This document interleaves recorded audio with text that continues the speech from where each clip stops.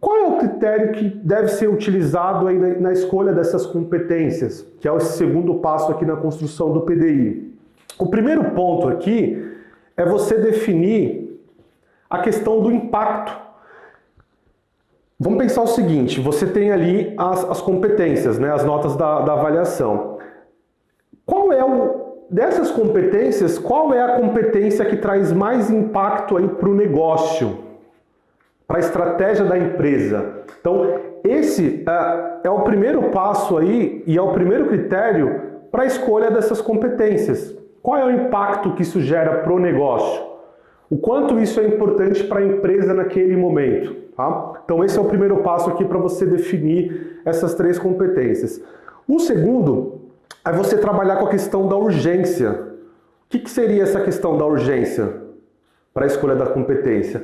O quanto aquela competência é necessária para a empresa naquele momento. Então vamos pensar o seguinte, independente se o ciclo ele for semestral ou anual, às vezes essa questão das competências elas mudam de urgência. Então, uma competência que era prioridade há 6 meses atrás, quando você encerra o ciclo de avaliação de desempenho, você começa a fazer a construção do PDI, essa competência que era urgência lá atrás, agora, depois de 6 meses ou depois de 1 ano, ela não é tão importante assim. Então mudou-se o critério aí de urgência dessas competências. Então você precisa, o segundo passo aqui para você escolher essas competências é você definir a questão da urgência. O quanto é urgente naquele momento a definição dessas competências, tá? A escolha dessas competências.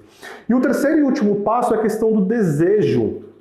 Vamos pensar o seguinte, a escolha da competência ela não tem que ser algo impositivo da empresa, não tem que ser algo somente o critério de escolha da empresa. Você precisa avaliar o desejo do colaborador também. O quanto que ele tem esse interesse em desenvolver essa competência, porque às vezes a empresa ela quer empurrar o desenvolvimento de uma competência para um colaborador, mas ele não tem interesse em desenvolver aquela competência. Para ele não é algo crucial, ele não enxerga esse interesse, esse desejo em desenvolver a competência. E aí ele não vai acabar se comprometendo no processo.